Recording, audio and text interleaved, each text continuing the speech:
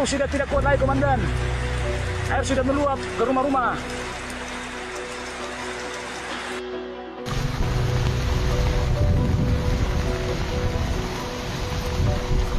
Banjir sudah 1 meter lebih. Banjir sudah 1 meter lebih di Kelurahan Monalumban. Tolong bantuan. Listrik dipadamkan, tolong, bantu tolong. Banyak masyarakat lagi terkurung di rumahnya. Selamat siang pemirsa, kembali bersama saya dalam laporan utama Kilas Peristiwa. Kabar duka kembali menyelimuti wilayah Sumatera Utara. Kabupaten Tapanuli Tengah, yang baru saja mencoba bangkit dari luka bencana akhir tahun lalu, kini kembali diterjang banjir bandang dan luapan air sungai yang masif. Hujan deras dengan intensitas ekstrim yang mengguyur sejak Rabu sore, 11 Februari 2026, telah melumpuhkan aktivitas warga di sedikitnya 9 kecamatan. Hingga laporan ini disusun pada Kamis, 12 Februari, kondisi di lapangan dilaporkan masih dalam status siaga darurat. Tanggul-tanggul darurat jebol, jembatan penghubung hanyut, dan ribuan jiwa terpaksa kembali ke pengungsian di bawah guyuran hujan yang belum sepenuhnya reda.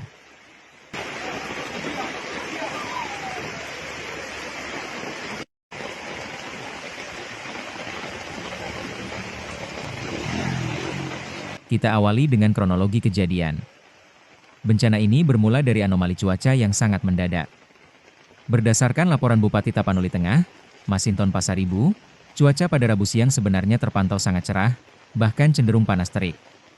Namun, memasuki pukul 17 WIB, awan hitam pekat menyelimuti wilayah pesisir dan perbukitan Tapteng. Hujan dengan volume sangat tinggi tumpah dalam waktu singkat, tidak hanya di area pemukiman, tetapi yang paling krusial adalah di wilayah hulu atau perbukitan. Akibatnya, debit air sungai meningkat secara drastis dalam hitungan menit.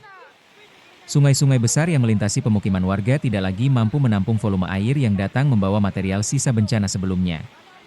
Kecamatan Tuka menjadi salah satu titik pertama yang melaporkan kondisi kritis. Di Kelurahan Hutana Bolon, air naik begitu cepat hingga merendam rumah-rumah warga di lorong 3 dan lorong 4. Ironisnya, tanggul darurat yang baru saja dibangun pemerintah untuk melebarkan aliran sungai pasca banjir November lalu, tak kuasa menahan hantaman arus dan kembali jebol.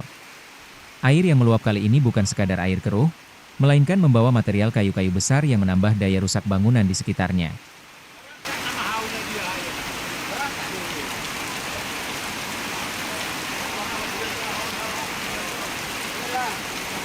Meluasnya dampak banjir kini terpantau di 9 kecamatan utama. Selain Kecamatan Tuka, wilayah lain yang terdampak parah meliputi Kecamatan Pandan, Sarudik, Sibabangun, Barus, Sitahuis, Badiri, Tapianauli, dan Sibuluan di Kecamatan Pandan, yang merupakan pusat administratif kabupaten, air menggenangi jalan-jalan utama. Jalan Jenderal Faisal Tanjung dan kawasan Terminal Baru dilaporkan terendam dengan ketinggian mencapai 1 meter. Bahkan, kantor Polres Tapanuli Tengah tak luput dari genangan, memaksa petugas untuk menyelamatkan dokumen penting dan peralatan operasional ke tempat yang lebih tinggi. Bergeser ke Kecamatan Sarudik, wilayah Pondok Batu menjadi titik yang mengkhawatirkan. Tinggi muka air sungai di wilayah ini dilaporkan sempat menyentuh angka 4 meter, hampir sejajar dengan badan jembatan. Warga di lingkungan 8 Sarudik melaporkan air masuk ke rumah setinggi lutut hingga pinggang orang dewasa. Sementara itu, dari Kecamatan Sibabangun, dilaporkan sebuah infrastruktur vital terputus total. Jembatan darurat yang menjadi satu-satunya akses menuju Desa Sibiobio hanyut terbawa arus sungai yang sangat deras. Putusnya jembatan ini mengakibatkan desa tersebut kembali terisolasi, mengulang memori kelam beberapa bulan silam di mana warga harus berjuang tanpa akses transportasi darat.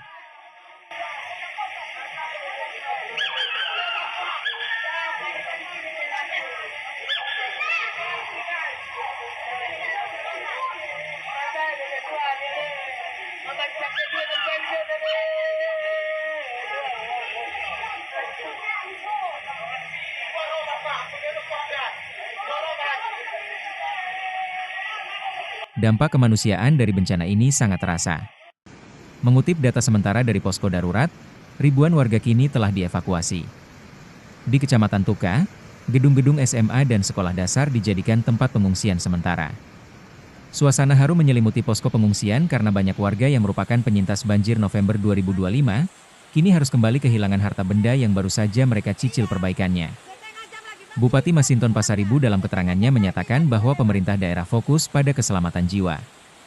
Truk-truk evakuasi dari BPBD, dibantu personel TNI dan Polri, dikerahkan menembus banjir untuk menjemput warga yang terjebak di lantai 2 rumah atau di area perbukitan yang rawan longsor.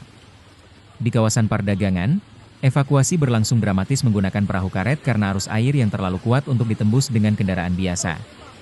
Selain ancaman banjir, warga juga diminta waspada terhadap potensi longsor, terutama bagi mereka yang tinggal di lereng bukit seperti di Kecamatan Sitahuis. Jalur lintas Sumatera yang menghubungkan Sibolga dan Tarutung juga dilaporkan sangat licin dan rawan material batu yang jatuh dari tebing.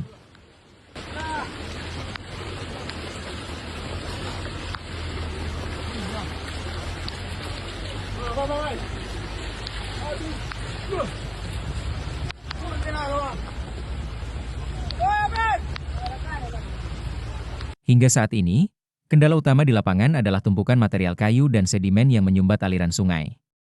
Di jembatan Jalan STZ Tampu Bolon, tumpukan kayu berukuran besar tersangkut, menyebabkan air meluap ke pemukiman Aek Tolang Induk.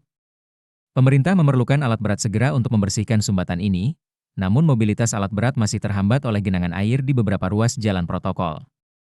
Masalah lain yang muncul adalah pemadaman listrik di beberapa kecamatan terdampak demi menghindari korsleting massal. Hal ini membuat komunikasi menjadi terbatas dan proses evakuasi di malam hari dilakukan dengan peralatan penerangan seadanya. Saat ini kita telah berhasil mengevakuasi.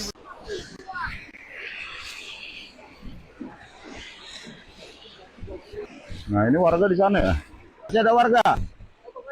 Pihak BMKG telah mengeluarkan peringatan dini untuk wilayah Sumatera Utara, khususnya pesisir barat, bahwa potensi hujan lebat masih akan terjadi hingga 13 Februari besok. Oleh karena itu, bagi Anda pendengar yang berada di wilayah Tapanuli Tengah dan sekitarnya, diimbau untuk tetap waspada dan segera mengungsi jika melihat debit air sungai mulai naik, tanpa menunggu instruksi lebih lanjut. Mari kita doakan agar cuaca segera membaik dan para petugas di lapangan diberikan kekuatan untuk menuntaskan misi kemanusiaan ini. Kami akan terus memperbarui informasi terkait jumlah pengungsi dan kondisi infrastruktur dalam buletin berita selanjutnya. Monitor Cuaca, mewakili seluruh tim yang bertugas, mengucapkan terima kasih atas perhatian Anda. Tetap aman, tetap waspada, dan jaga keselamatan Anda serta keluarga. Sampai jumpa dalam laporan berikutnya.